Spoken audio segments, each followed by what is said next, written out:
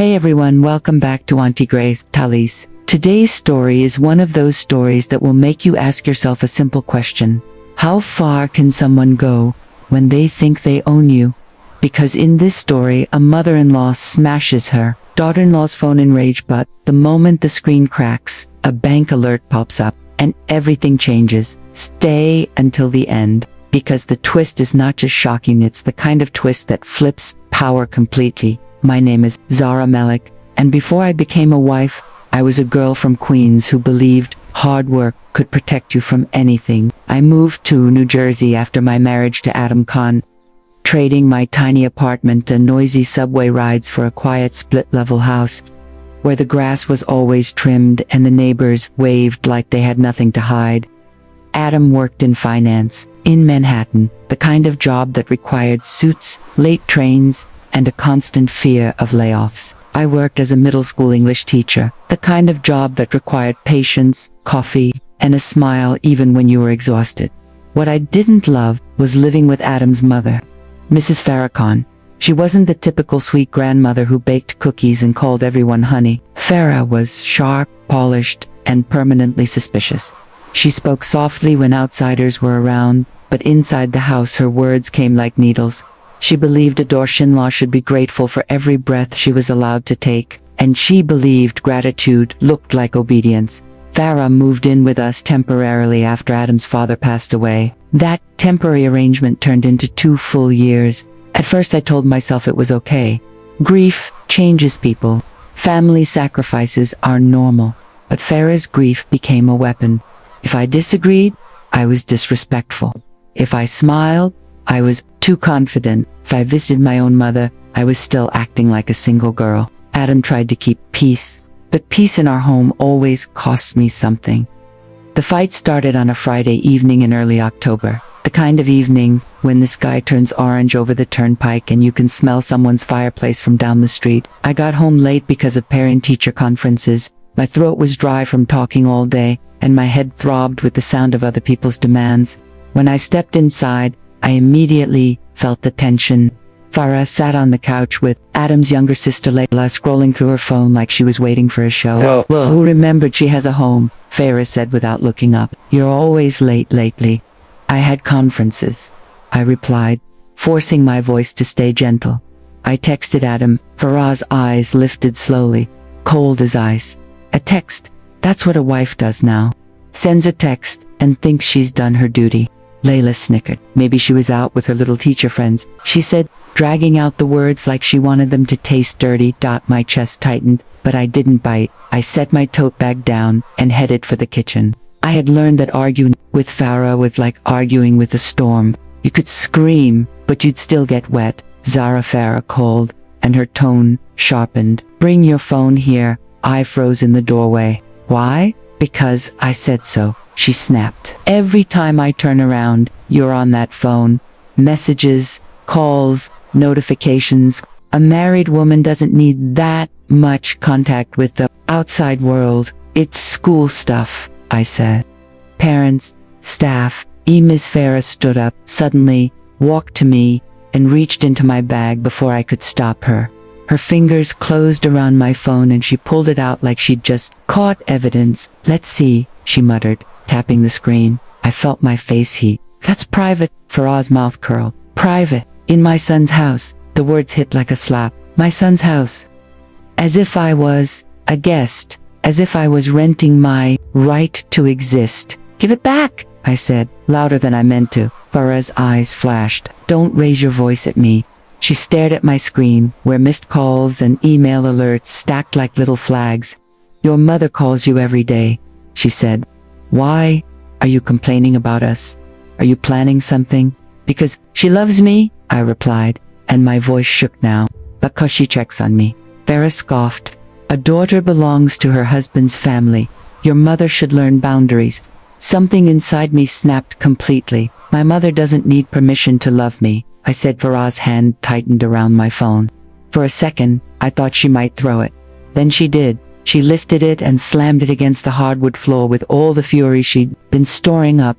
This sound cracked through the kitchen like a gunshot. My phone bounced once, the screen spiderwebbing instantly. I gasped, "Oh my God." Layla laughed cruelly. "Maybe now she'll pay attention to real life," she said. I knelt, hands shaking, and picked the phone up. The display was broken, but it still lit up, flickering behind the shattered glass. Tears rushed to my eyes not because of the cost, but because of what it meant. She had destroyed something that was mine because she could. Then a bright banner popped across the top of the cracked screen. Bank alert, $14,500 deposit received. For a moment I forgot to breathe. Farah saw it too. Her head jerked forward like a predator hearing movement. "What is that?" she demanded. $14,000. "Zara, where did you get that money?" I swallowed hard. It's my savings." Farah's laugh was sharp. "Savings? Teachers don't get deposits like that." Layla slid off the couch and came closer, eyes gleaming. "Maybe she's doing something on the side," she murmured. My stomach turned. "No." As Farah grabbed the phone out of my hand, ignoring the sharp edge of the broken glass, she started tapping, fighting the cracked touchscreen until she got into my email notifications. "Let's see what else you're hiding," she said. She opened a message with the subject line, titled Transfer Confirmation Meadowbrook Homes LLC. My blood ran cold. That email had been there because the deposit was connected to a property transfer. I had forgotten my phone synced everything. Farah's lips parted as she read. "What is this?" she whispered, then shouted. "You bought a house." I reached for the phone, but she held it up high. "Answer me," she yelled. "You bought property without telling Adam." "It's not what you think," I said, voice trembling. "It's a betrayal," Farah cut in. "A secret. You're planning to leave my son." Layla clapped a hand to her mouth like she was pretending to be shocked. "Wow. So that's why she's been acting so confident," she said. I wanted to scream. I wanted to explain that the house wasn't for leaving Adam, it was for safety, for boundaries, for a future where no one could threaten me with homelessness. My father had died when I was in college, and before he passed he'd left me a small trust fund, not huge, but enough to be a foundation. I'd been adding to it quietly, saving bonuses, tutoring on weekends, living carefully. I had just completed the closing on a small rental property in Pennsylvania under my name, something my financial advisor had pushed me to do for long-term security. But the truth sounded dangerous in Farah's hands. Anything I said would be twisted. Adamski turned in the front door then. He stepped inside, loosening his tie, tired eyes softening when he saw me until he saw his mother's face and my broken phone. "What happened?" he asked. Farah rushed toward him like she had been waiting for her moment. "Your wife is hiding money," she cried. "She has $14,000 deposited and she bought a house behind your back. She's deceiving you." Adam's gaze snapped to me. "Zara, is this true?" My throat tightened. "I can explain," Lila chimed in. "She's been secretive for months." Farah shoved my cracked phone toward Adam Oak. Look at her email." Adam took the phone carefully, eyes scanning the screen. His eyebrows drew together. "Title transfer Meadowbrook Homes." He looked up at me, hurt and confused. "Why didn't you tell me?" I took a breath, forcing myself not to cry, because every time I tried, your mom would accuse me of something. I didn't want my plans turned into drama. Farah hissed. "Plans? You mean schemes?" Adam's face tightened. "Mom, stop." Farah ignored him. "You think you can come into my son's life and build your own empire? In this house, we share everything." Adam looked at me again. "Zara, why would you hide it?" I wanted to say, because I'm tired of being controlled, because I needed something that was mine, but I knew how that would sound. So I told him the simple truth. "It was my father's money," I said, "and my savings. I invested it. It's in my name." Farah's eyes widened like she'd smelt blood. "So you admit it? You have assets you're keeping separate?" "Yes," I said quietly. "Yes, I have the right to." Farah's voice rose. "Not when you are married to my son." Adam, hands trembled around the phone. He looked like a man standing between two fires. "Zara, we're a team," he said. "Why didn't you trust me?" I stepped closer. "I do trust you," I whispered, "but I didn't trust what would happen. If your mother knew," Farah pointed at me, "see, she thinks I'm the enemy. She's poisoning you against your own family." I could feel myself shrinking, the old habit of apologizing rising like a reflex. But then I looked at the broken phone, at the shattered glass reflecting the kitchen lights, and I felt something stronger than fear. I straightened my shoulders. I didn't do anything wrong, I said, and breaking my phone was abuse. Farah gasped, offended by the word. How dare you? Adam's eyes widened. Mom, you broke it for us. Chin lifted. I disciplined her. She needed it. Adam's jaw clenched. He looked like he wanted to defend me, but the weight of his mother's expectations pressed on him. Zara, he said softly, please just, let's talk later. Farah took a step forward. No, we talk now. She will give me her account passwords, and she will add Adam's name to that property, or she can leave. The room went silent. Even Layla stopped smirking. Adam stared at his mother, stunned.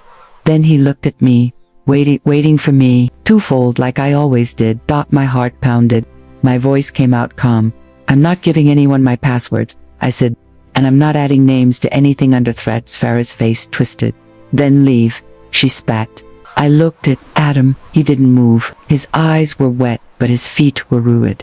I nodded slowly. Not because I wanted to leave that night, but because I understood something. My safety could never depend on someone else's courage. If Adam couldn't stand now, I would have to. I walked to our bedroom, closed the door, and sat on the edge of the bed, with my broken phone in my lap. The cracked screen still glowed faintly, like it was trying to tell me something. I wiped my tears and opened my laptop. I typed a message to my best friend Rachel. I might need a place to stay. Things exploded. Then I opened the folder where I kept my documents, bank statements, and one envelope I had never shown anyone. The envelope contained a letter from my father and a set of papers that could change everything about this house. I took a shaky breath, feeling the shift inside me. Farah thought she had destroyed my connection to the world by breaking my phone. She didn't realize she had cracked open the truth, and once truth is visible, it doesn't go back into hiding. That night, while Farah whispered to Layla in the hallway and Adam paced downstairs, I made a decision. Tomorrow, I would stop begging for permission to be respected. Tomorrow, I would reveal the secret that would force everyone to see me differently. And whether Adam stood with me or not, I would stand with myself. The next morning, I woke before sunrise, the way you wake when your nerves never really slept. I heard Farah moving downstairs, cabinet doors opening and closing as if she wanted the house to know she was still in charge. Adam's side of the bed was empty. He must have slept on the couch. I sat up, stared at my broken phone, and felt the same stubborn calm I had felt the night before. I wasn't going to argue in circles anymore. If they wanted to treat me like a guest, then I would stop acting like I needed permission to exist. When Adam finally came into the bedroom, his eyes were red, his hair messy. Zara, he whispered, I'm sorry. I didn't know it would get that bad. I held up the phone. Your mom smashed it, I said, and then she accused me of cheating. Adam, that's not bad. That's unacceptable. He swallowed hard. I know, I'm stuck between you and her. I nodded. Then listen carefully. I love you, but my dignity isn't negotiable. I'm not giving her passwords. I'm not signing anything. And if you can't protect me from that, I will protect myself. Adam looked like he wanted to protest, but the truth sat heavy on his tongue. What do you want me to do? He asked. I want you to stand with me when I speak, I said. Not later, today. He exhaled, then nodded. Okay, today. Downstairs, Farah had set breakfast like it was a courtroom. Plates placed perfectly, tea poured, her posture straight, her eyes ready to judge. Layla sat beside her, already entertained. When Adam and I walked in together, Farah's eyebrows lifted. So the couple decided to show up. She said, have you come to your senses? Adam pulled out a chair and sat. Mom, we need to talk. Farah's smile was thin. I already talked. Your wife refused to cooperate. Adam's voice was steady. Because your demands were wrong. You broke her phone. You went through her email, and you accused her without proof. That stops today. For a second, I saw Farah's confidence wobble. Then she scoffed. So she has turned you against me. No, Adam said. You did that. Layla rolled her eyes. Why? She's manipulating you, she muttered. I looked at Layla. You enjoy watching people suffer, I said calmly. But you won't enjoy what happens if you keep helping cruelty. Farah slammed her hand on the table. Enough, Zara. Bring the property documents. I want them on this table now. I took a slow breath. No, I said. Her jaw dropped as if the word itself insulted her. "Excuse me, no," I repeated. "You don't get to demand my documents." Farah stood up so fast her chair scraped loudly. "Then get out of my house." I turned my head slightly, meeting Adam's eyes. He looked terrified, but he didn't look away. "Mom," he said, "stop saying my house." Farah's face twisted. "It is my house, my son's house, not hers." I nodded once, as if confirming a suspicion. "That's exactly what I need to clear up," I said. I walked to the hallway closet and pulled out the brown envelope my father had left. Inside were two things, his letter and the deed. My hands didn't shake anymore. I came back to the dining table and placed the envelope in front of Farah. "What is this?" she demanded. "The truth," I said. Farah tore it open, expecting to find my Pennsylvania property paperwork. Instead, she pulled out my father's letter first. It was written in English, with his careful handwriting and the kind of warmth that made your throat tighten. Farah squinted at it, then looked at Adam. "Read," she ordered. I lifted my chin. "I'll read," I said, and I began aloud, to my daughter Zara, and to Adam, the man she chose. "If you are reading this, I am gone. I am leaving Zara not just money, but protection. I have purchased a home and placed it in her name, so she will always have safety. Adam, if you stand with her, you will find blessing. If you allow anyone to humiliate her, you will lose peace. Protect her dignity, as you would protect your own." The room went quiet. Layla stopped smiling. Farah's fingers tightened around the paper. "What home?" she whispered.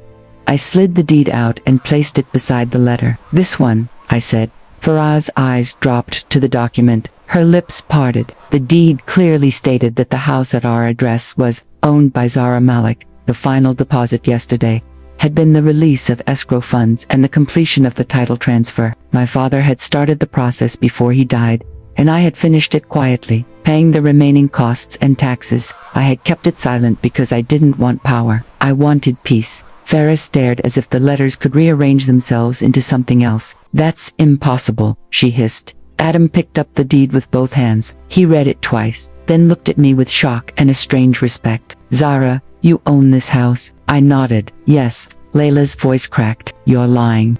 I met her eyes. "No." Farah's face flushed red. "So, you've been planning this the whole time," she accused. "You wanted to trap my son. You wanted to take everything." I shook my head. "I never wanted to take anything. I lived here with you for 2 years. I cooked, I cleaned, I showed respect. I never once reminded you of this deed. I never used it, but you kept pushing, and you kept humiliating me, and last night, you crossed a line." Farah's voice turned sharp again, but fear trembled under it. "So what now? You'll throw me out? You'll throw your husband's mother out like trash?" "No," I said, and my voice stayed calm. "I'm not like you. I'm not here to punish. I'm here to set boundaries. You will not touch my belongings again. You will not go through my phone. You will not accuse my character. And you will not threaten me with homelessness in a house you don't own." Adam stepped forward, the deed still in his hands. "Mom," he said, "you owe Zara an apology."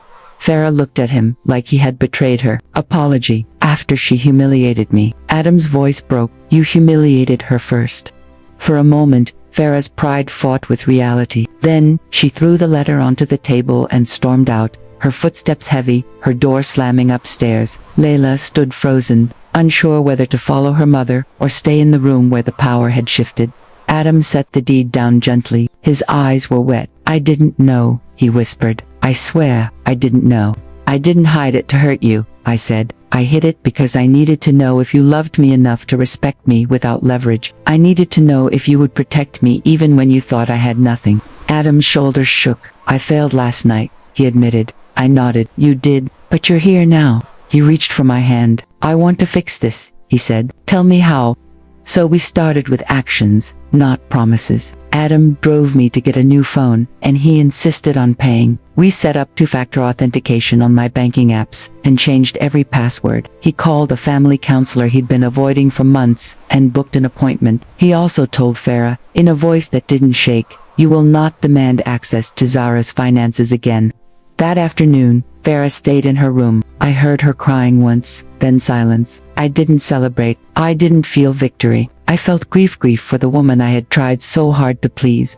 Grief for the years I had shrunk myself to avoid conflict. In the evening, Adam gathered us in the living room. Farah came down reluctantly, eyes swollen but posture stiff. Layla sat beside her, quiet. Adam held a sheet of paper. "We're making house rules," he said. "Because this family is breaking," Farah scoffed. "House rules? For me?" "Yes," Adam said. "For everyone." He read them aloud. "No insults, no threats, no breaking anyone's belongings, no invading privacy. If there is a problem, we discuss it respectfully. If anyone can't follow these rules, they will find another living arrangement." Faraz's mouth tightened. "So you're choosing her?"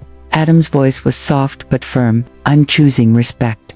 Farah looked at me then, and for the first time, I saw something under her anger. She had lost her husband, and in her fear of losing her son too, she had tried to control everything. Control felt like love to her, because she didn't know another language. She didn't apologize that night. She signed the paper silently and walked away. But the next day, she did something unexpected. She knocked on my door. I opened it cautiously. Farah stood there with my broken phone in her hands. She had taken it to a repair shop. The screen was still dead, but the technician had recovered my photos and contacts onto a small USB drive. Farah held it out. "I shouldn't have done it," she said, barely above a whisper. I took the drive. "Thank you," I replied. Her eyes flicked up, then down. "I was scared," she admitted. "I thought you would take Adam away. I thought I would be alone." I nodded slowly. "You can be afraid," I said, "but you can't be cruel." Faraz's shoulders sagged. "I will try," she murmured, and then she turned away. That simple sentence didn't erase everything, but it opened a door. Over the next weeks, Adam and I moved into our own rhythm. We started doing weekly check-ins, 15 minutes of honest conversation where we talked about money, family, and feelings without blaming each other. Adam admitted he had been trained to avoid his mother's anger like it was an earthquake. I admitted I had been trained to endure disrespect like it was the price of love. Together, we began unlearning. Layla changed not because she suddenly became kind, but because cruelty is easier when you believe you'll never be challenged. Now, she knew I could challenge her. One day she muttered, "Must be nice owning everything." I smiled and said, "It's nice owning my peace. You should try it." And something inside her softened, just a little. One weekend, Adam asked if we could visit my mother in Queens. Farah tried to refuse at first, but Adam told her gently, "We're going. You're welcome to come if you want." After a long pause, Farah agreed. At my mother's table, she ate biryani, listened to stories, and laughed once small, surprised, genuine. On the way home, she said quietly, "Your mother is kind." I answered, "Yes, kindness grows when you water it." Months later, when we drove to see my Pennsylvania property, the one that started this whole disaster, Farah came with us. She stood on the porch, looked out at the trees, and said, "You built this yourself?" I nodded, "Yes." She exhaled. "I thought strong women were dangerous," she admitted, "but maybe strong women just refuse to be broken."